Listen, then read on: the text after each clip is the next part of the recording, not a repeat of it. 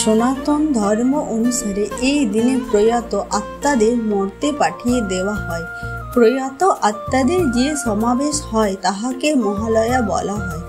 মহালয় থেকে মহালয়া পিতৃপক্ষের অমাবস্যা পর্যন্ত শেষ দিন এটি এবং দেবী পক্ষের পূর্ণিমা পর্যন্ত সূচনা। পিতৃলোককে স্মরণের অনুষ্ঠানই মহালয়া। এমনটি বলা হয়ে থাকে যে পিতৃপক্ষের অবসানে অন্ধকার অমাবস্যার সীমানা ডিঙিয়ে আমরা যখন আলোকময় দেবী পক্ষের আগমনকে প্রত্যক্ষ করি তখনই সেই মহান লগ্নটি আমাদের জীবনে মহালয়ার বার্তা বহন করে আনে। এই ক্ষেত্রে স্বয়ং দেবী হচ্ছে সেই মহান আশ্রয়। তাই উত্তরণের লগ্নটির নাম মহালয়া। মহালয়ার মধ্য দিয়ে দেবীর মর্তে আগমনের সূচনা ঘটে। বিশেষ পূজা আর মন্দিরে মন্দিরে শঙ্খের ধ্বনি ও চণ্ডী পাঠের মধ্য দিয়ে দেবীকে আবাহন করা হয়। মহালয়ার সঙ্গে অবসান হয় কৃষ্ণপক্ষে, এরপর সূচনা হয় দেবী পক্ষের। এরপর শুক্লপক্ষের প্রতিপদ থেকে নবমী পর্যন্ত 9টি রাত্রিতে দুর্গার 9টি রূপের পূজা চলে। এই 9টি রূপের নাম হলো শৈলপুত্রী, ব্রহ্মচারিণী, চন্দ্রঘণ্টা, কুষ্মাণ্ডা, স্কন্দমাতা, কাত্যায়নী, কালরাত্রি, মহাগৌরী, সিদ্ধিদাত্রী। কালিকা পুরাণ অনুসারে রাবণ বধে রামচন্দ্রকে সাহায্য করার জন্য রাত্রিকালে দেবীর বোধন করেছিলেন ব্রহ্মা। পুরাণ মতে সূর্যের উত্তরায়ণ হচ্ছে দেবতাদের দিন। উত্তরায়ণ অর্থ বিষুব রেখা থেকে সূর্যের ক্রমশ উত্তরে গমন। সূর্যের এই গমনে সময় লাগে 6 মাস। এই 6 মাস দেবতাদের এক দিনের সমান। দিনের বেলায় জাগ্রত থাকেন দেবতারা, তাই দিনে দেবতাদের পূজা করা শাস্ত্রের বিধান। অন্যদিকে সূর্যের দক্ষিণায়ন দেবতাদের রাত। দক্ষিণায়ন অর্থ বিষুব রেখা থেকে সূর্যের ক্রমশ দক্ষিণে গমন।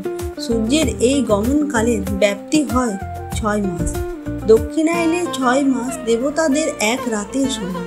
স্বাভাবিকভাবে এই সময় দেবতারা ঘুমান, সেই কারণে রাতে পূজার বিধান নেই শাস্ত্রে। শরৎকালে দক্ষিণায়নের সময় দেবতাদের রাত্রিকাল, তাই শরৎকাল পূজা অর্চনার উপযুক্ত কাল নয়, অকাল। অকালে দেবতার পূজা করতে হলে তাকে জাগরিত করতে হয়। জাগরণের এই প্রক্রিয়াটি হলো বোধন। এই অকালে শ্রীরামচন্দ্র অশুভ শক্তির প্রতীক রাবণ রাজাকে পরাজিত করতে শক্তি সঞ্চারে মায়ের পূজা করেছিলেন, তাই এই পূজাকে অকাল বোধন। আবার উক্ত সময়টিকে শরৎকাল, তাই শারদীয় পূজা বলা হয়ে থাকে। বাংলার মাটিতে যেভাবে দুর্গা পূজার গুরুত্ব রয়েছে ঠিক সেভাবেই মহালয়াও পালিত হয় ব্যাপক আড়ম্বরে। বাংলায় সবাই মহালয়ার জন্য অপেক্ষা করেন, কারণ এখানে দেবী দুর্গাকে কন্যা রূপে মানা হয়। এই দিনে দেবী দুর্গার প্রতিমা তৈরি করা হয়, তার চোখ আঁকা হয় এবং প্রতিমা সহ মণ্ডপ সাজানো হয়। দেবী দুর্গার প্রতিমা তৈরির কারিগররা আগে থেকে কাজ শুরু করলেও মহালয়ার দিন প্রতিমাকে চূড়ান্ত রূপ দেন, আর এটাই প্রথা হয়ে আসছে বহু যুগ ধরে। মহালয়ার দিনে পিতৃপক্ষ শেষ হয় এবং এই দিন থেকে দেবী পক্ষ শুরু হয়। দান মহাভারতের আখ্যান মতে কর্ণ কুন্তী পুত্র হয়েও নিয়তির খেলাতে নিজের অজ্ঞাতে তিনি দুর্যোধনের সবচেয়ে কাছের বন্ধুতে পরিণত হন। বীরত্বের পাশাপাশি তিনি দাতা হিসেবে অদ্বিতীয় হয়ে ওঠেন।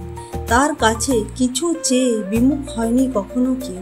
সোনা দানা মণি মাণিক্য যে যা চেয়েছে তাই দিয়েছেন তিনি। এমনকি নিজের জীবনের সবচেয়ে বড় সুরক্ষা অভেদ্য কবচ কুণ্ডলও তিনি অবলীলায় হাসি মুখে দান করেছেন।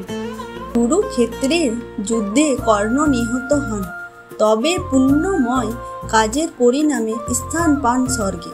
নরলোকে যে পরিমাণ সম্পদ তিনি দান করেছিলেন তার সহস্র গুণ ফিরে আসে তার কাছে। স্বর্ণ সম্পদের বিপুল বৈভবের নিচে তিনি চাপা পড়ে যান, তবুও দুঃখী তিনি। সব পাচ্ছেন তিনি, কিন্তু পাচ্ছেন না খাদ্য। এই যন্ত্রণা তাকে অস্থির করে তোলে। ক্ষুধায় তৃষ্ণায় কাতর কর্ণ যান যমরাজের কাছে। ক্ষুদ্র কণ্ঠেই বলেন, এই কেমন বিচার! অফুরন্ত স্বর্ণ রত্ন তিনি পাচ্ছেন, কিন্তু সেসব তো খাদ্য নয়, ক্ষুধার অন্ন নয়। কাজে সোনা দানা তাঁর দরকার নেই, দরকার খাদ্য। কর্ণের এই জিজ্ঞাসার মুখে যমরাজ কিছুটা বিব্রত কণ্ঠেই বলেন, এর আমি কি করব?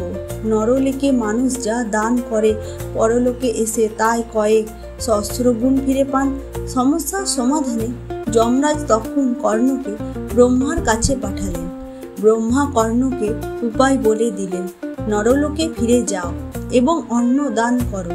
ব্রহ্মার কথা মতো কর্ণ এই মহালয়ার দিনে নরলোকে ফিরে এসে অন্ন, খাদ্য ও জল দান করে পুনরায় পরলোকে ফিরে যান।